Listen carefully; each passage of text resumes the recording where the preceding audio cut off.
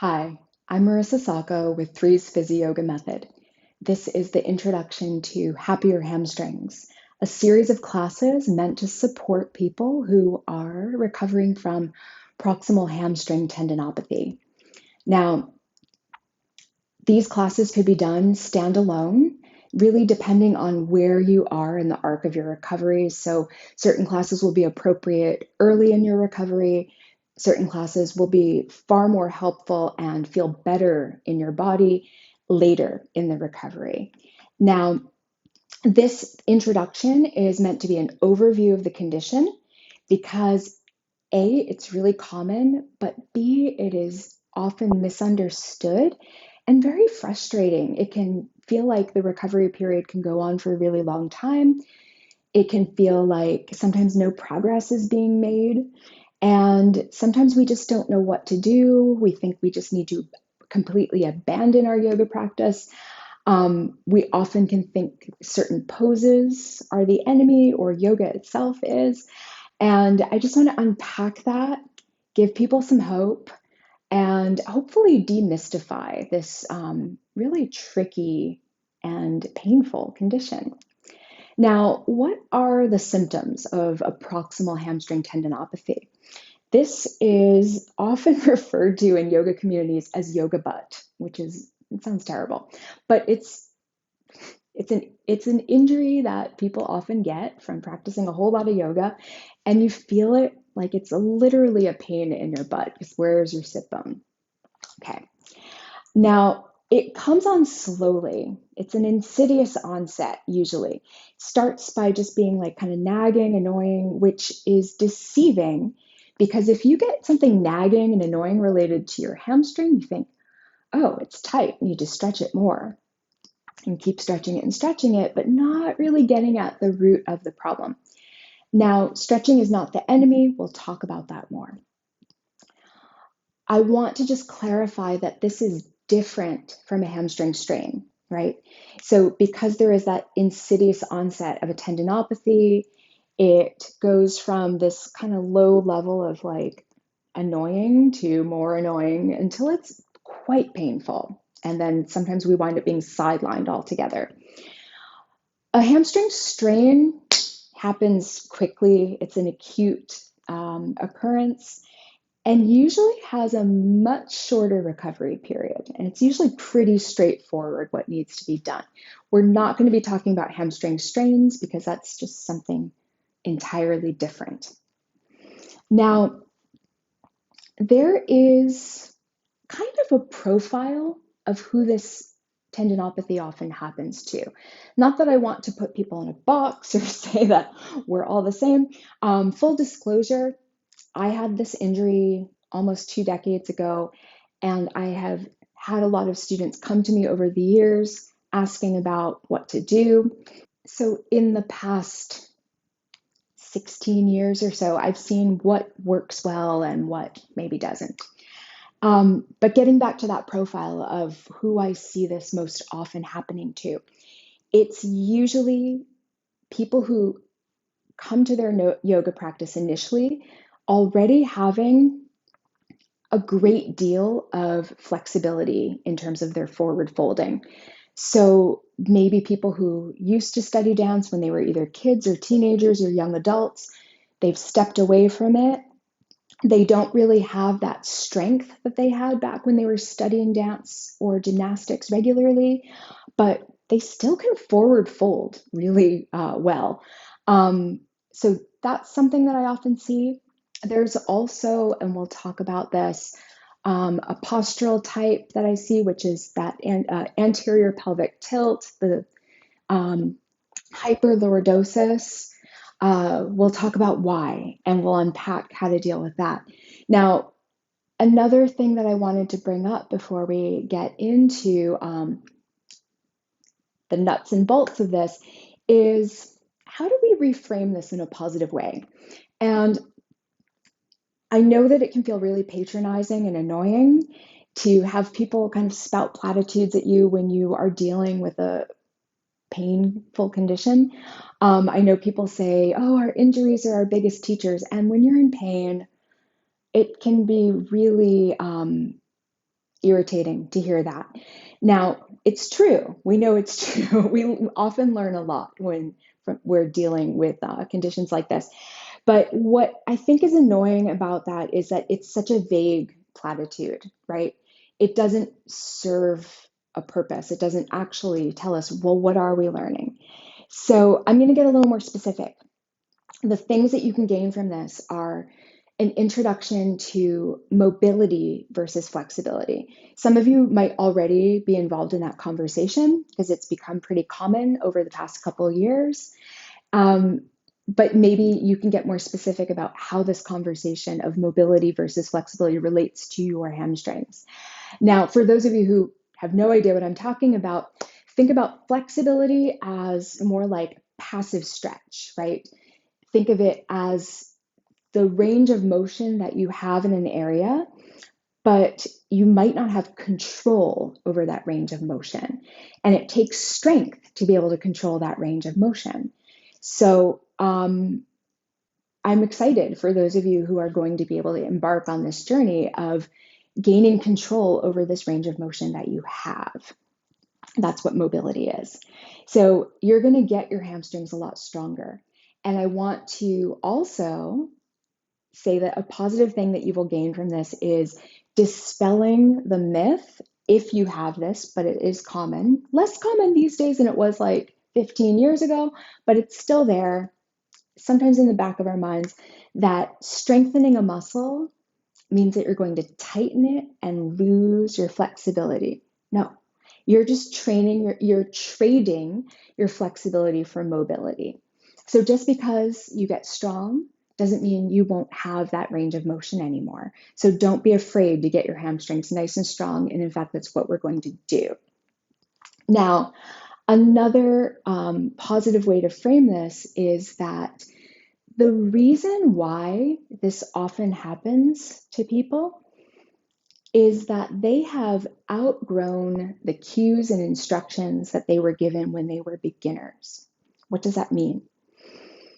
When we are teaching beginners, we have to use very general kind of instructions that are also very big in terms of kind of making light bulbs go off for beginner students to understand what's happening in their body or to gain control over a part of their body or just make a certain action happen.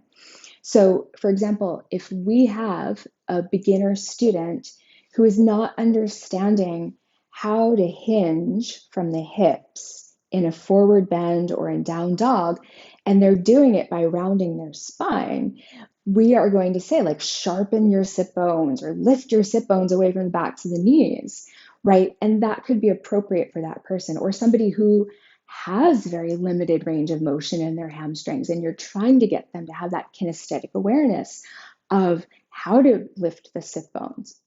Now, maybe you came to your yoga practice, like I said, already with that length in your hamstrings. So maybe that cue was never appropriate for you. Or maybe you've worked so diligently on lengthening over the years that it became inappropriate for you. And that lifting of the sit bones could actually be causing more pain. So why is that good news? How is that positive? Okay, that means you've learned a lot. You've come a long way in your practice. It also means you've been practicing for so long and you've gotten to know your body. You do have a keener sense of kinesthetic awareness. You are ready for more subtle and sophisticated cues. So think of it that way. These are the positive ways to reframe this, that you're going to learn about mobility. You're going to gain a greater understanding too of how the hamstrings fit into the full picture of your body. So we're going to think globally and not just about that site of where the pain is.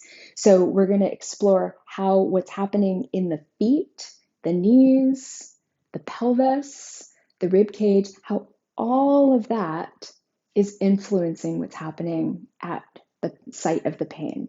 So you're going to learn a lot about your whole body this way. Now, the takeaways that I also want to emphasize are what led to this injury is not about how much you are stretching, like the degree to which you are stretching or how often necessarily, but how.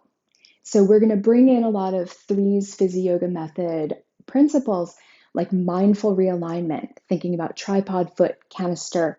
If these are unfamiliar terms to you, do not worry. We are going to explain them here in the intro. And then also, another takeaway is that this is not merely a problem of overstretching, which is often what we think of when we think of the tendinopathy.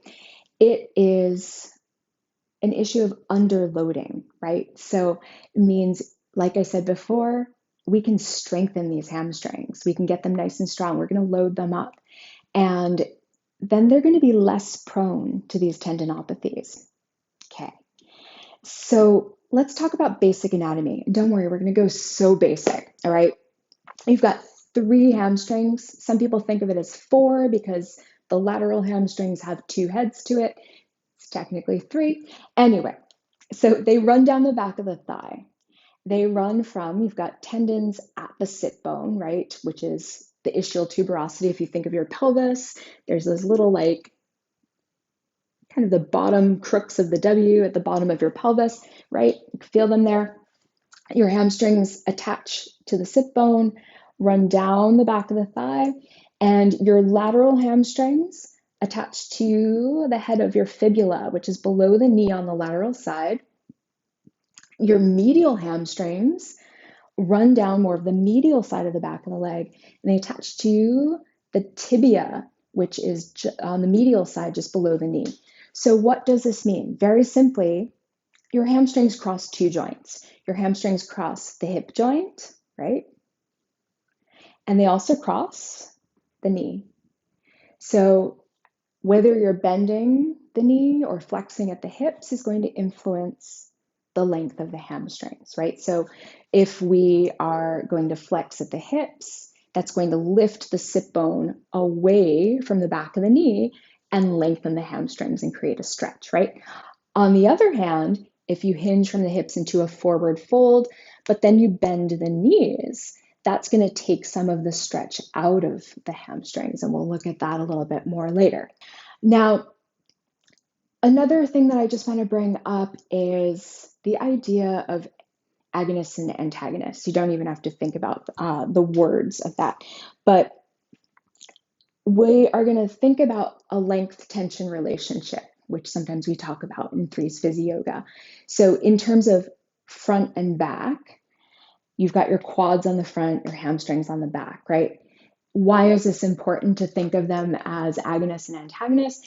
It's that if your hamstrings are shortening, if they're concentrically contracting, right? So they're going to contract and shorten.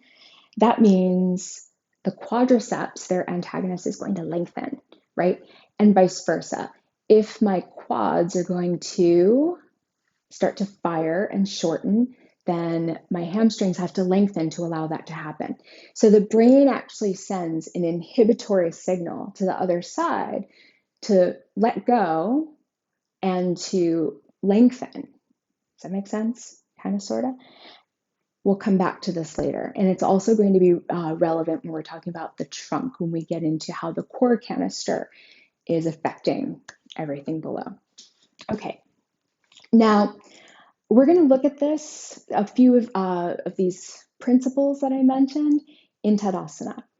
So everything seems to come back to tripod, foot, and core canister, right?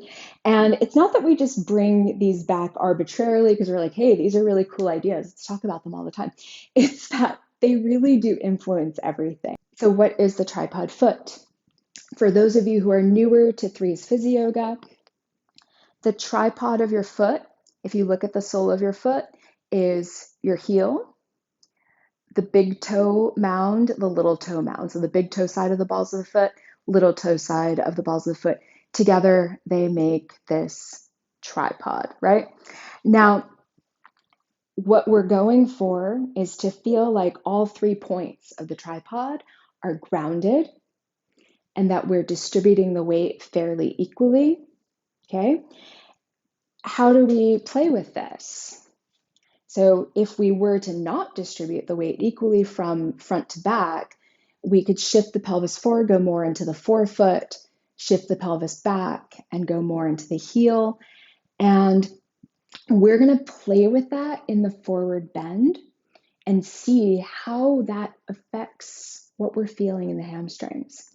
Now, another thing to look at is evenness from the medial side of the foot, the inner arch, to the lateral side, the outer arch, right? So we can play with that, okay?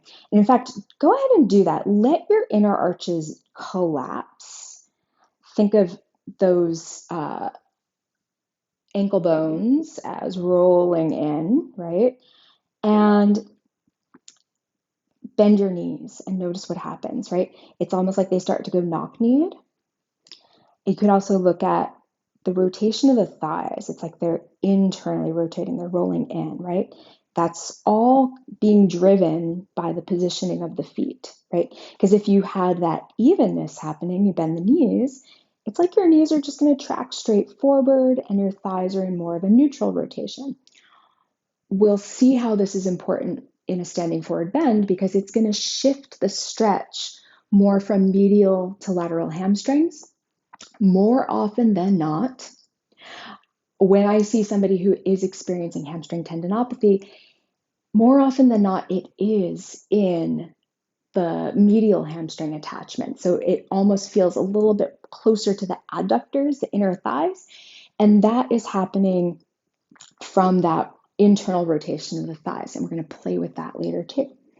Now, it's far less common for people to kind of stand on the outer edges of their feet like this, right?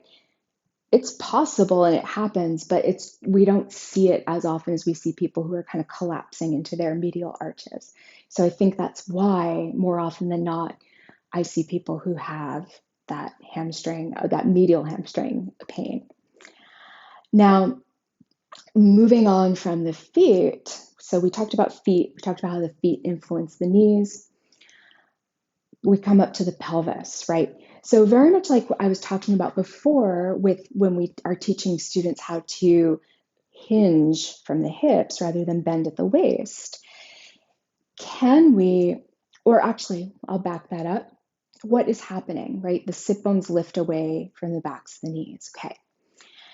If you're standing and you find an anterior pelvic tilt, so if you tip the bowl of your pelvis forward and let the front, that lower belly area kind of spill forward, the lower back arches, right? The sit bones are lifting away from the backs of the knees. This could be a very common postural pattern. In fact, it is a very common postural pattern. I would live here if I didn't know any better. This would be my default. Now, that means for someone whose default is like this, those sit bones are chronically lifting up. They're pulling up on the hamstring attachments. Also, if this is the default, that means when somebody forward bends, they're kind of going forward like this. In fact, we've often seen, it looks very beautiful, right? It's like a swan dive. We've seen people who come forward into Uttanasana like that. It looks gorgeous, right? It's kind of, balletic, or I don't know. But doing that over and over and over again, first of all, it feels like murder on my low back. But second of all, it's going to keep just irritating those hamstring attachments. So the idea is to find neutral in the pelvis and then relate that neutral to a neutral rib cage. Those of you who have been practicing with us are like, oh, I know, core canister. Yes. So when I say core canister, this is like a very crude or simplified version of what we are talking about. So if the top of the pelvis, like if we were to put a roof on the top of the pelvic bowl, it would be here. If we were to put a floor on the bottom rim of the rib cage, it would be here. And what we're going for is to have that roof and that floor relatively parallel with each other. So for those of us who live in an anterior tilt, it's like the floor does that. And then sometimes we all lift the chest, and then the roof does that. So then the length tension relationship between the front and the back is really unbalanced. So there's a over lengthening in the front line and an over shortening in the back line. And that means we're often in swan dive land when we're doing our forward bends, and sit bones are always pulling up. So if we find neutral in the pelvis, right? So the sit bones aren't just pulling up away from the back to the knees all the time. And then this can be a little more subtle or a little trickier to find for some of us than the pelvis. Think of these front ribs rather than kind of jutting forward. Imagine smoothing them down. Like instead of ruffled feathers that are sticking straight out, think of those feathers as just smoothing down, laying flat, and not pulling them in, right? In fact, if you imagine trying to breathe into the back ribs, think of them as like widening and lifting up away from the pelvis. So rather than shortening everything down back there, neutral pelvis, lifting and spreading those low back ribs up and away from the sacrum to find the core canister. And then that way you can bring those principles of the core canister with you into your forward bend. In fact, bring your fingertips, like your middle fingertips, onto your ASIS, your frontal hip points. Put your thumbs on your low front ribs. Think of keeping them relating to each other and not moving away from each other as you hinge forward. Those of you who are currently experiencing pain at your hamstring attachments, don't go too far. And as you hinge forward, think of maintaining that core canister. Okay. Now, either grab a couple of blocks, or you could grab a chair and put the chair seat in front of you, or a coffee table or something low. I'm just going to grab a couple blocks.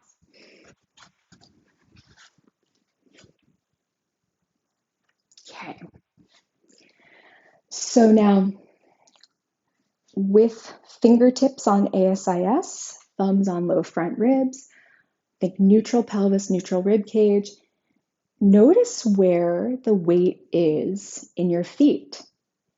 So, can you, as you start to hinge forward, bring the weight a little bit more into the front of the tripod? So you're just a smidge more than you think you need to be in the balls of the feet rather than hanging back in the heels, and place your hands on either your blocks or your chair seat, whichever is more comfortable for you.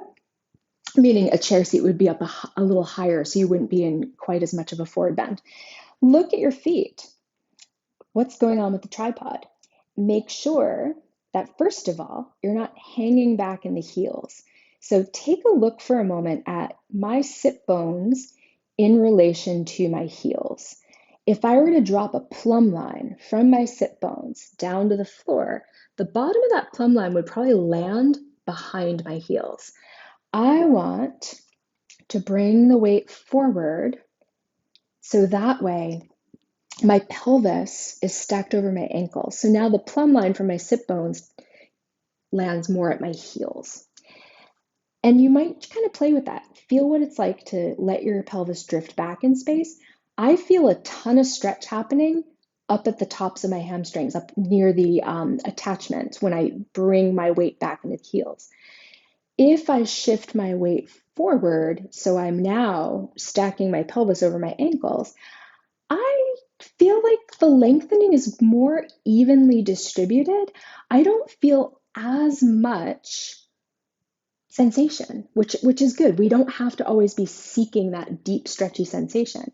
I'm also being very mindful right now to not lift my sit bones and let my belly drop. I'm still maintaining my core canister here. So this feels pretty comfortable. Now, check it out. What is going on with the tripod in terms of medial and lateral foot? So notice what happens if you let your inner ankles drop and you just kind of roll into the inner arch, let it just kind of collapse.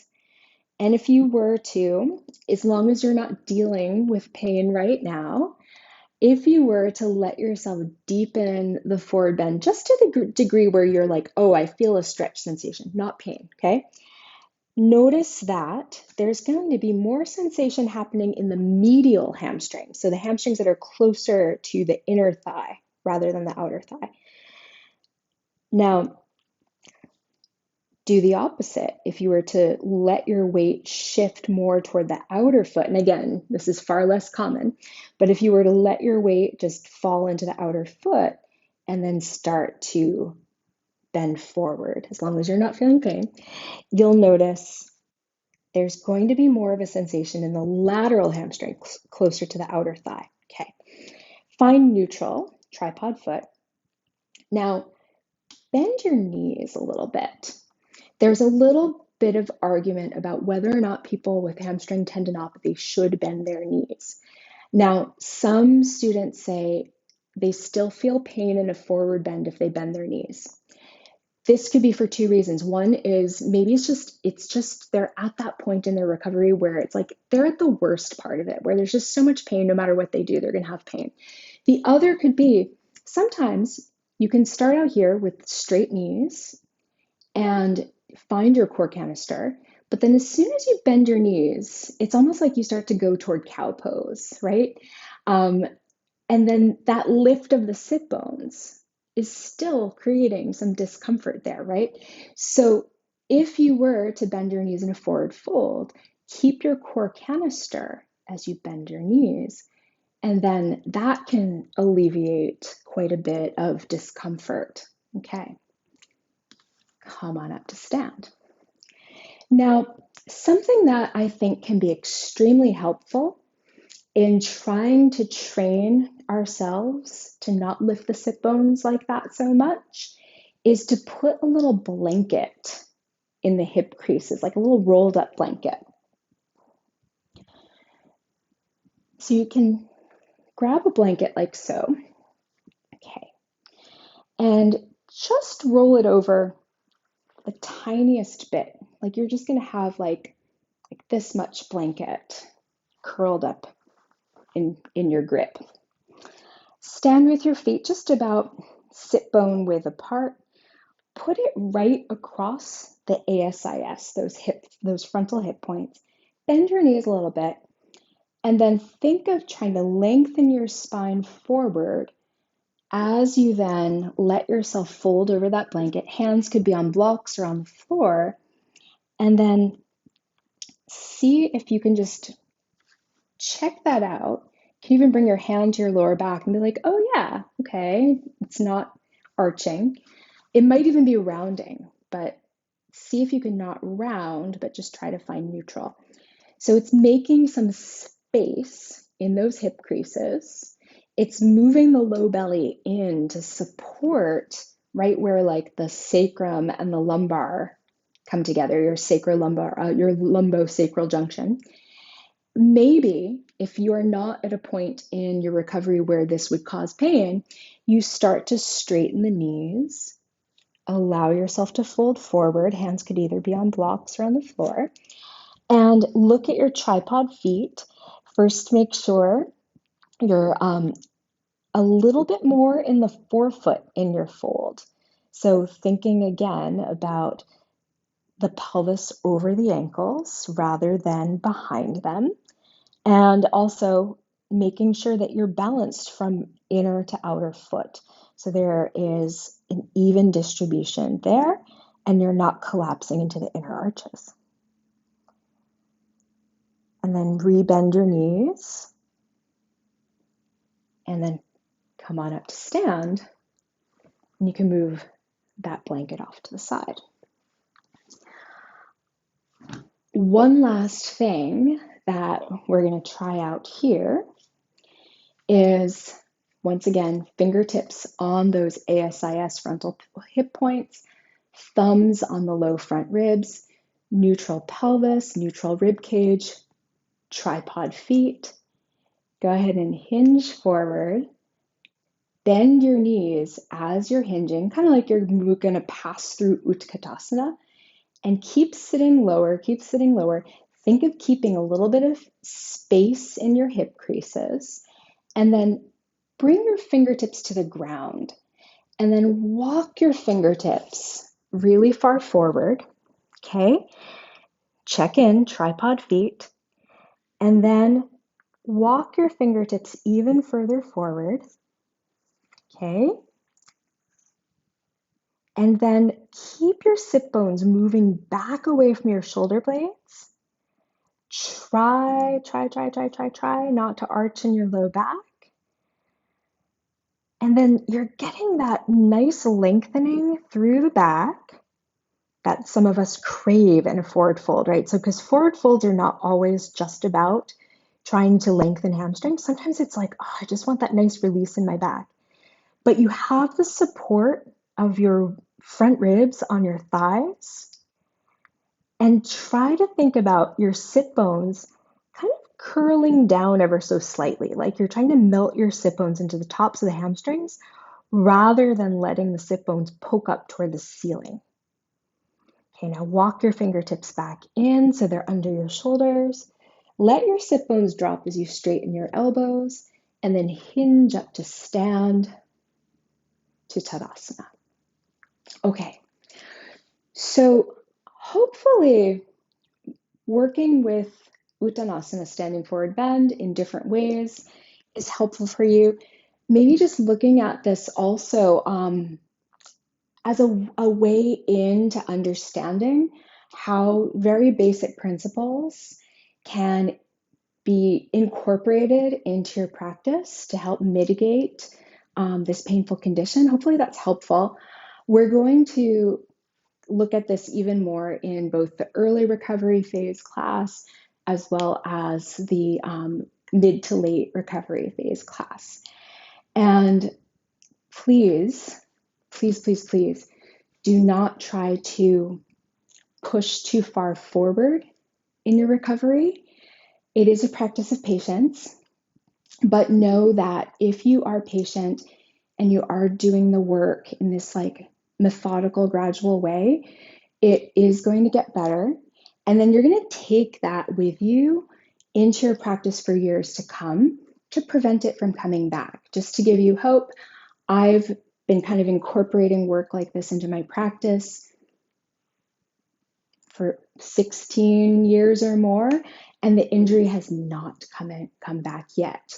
So, and this comes into everything. It's not just Uttanasana, but all of this can be incorporated into how you do your standing split, how you do your triangle, how you do all of those poses that might be causing a lot of pain now, but hopefully down the road won't be anymore. And your hamstrings are going to get strong and you're not going to lose your range of motion, I promise.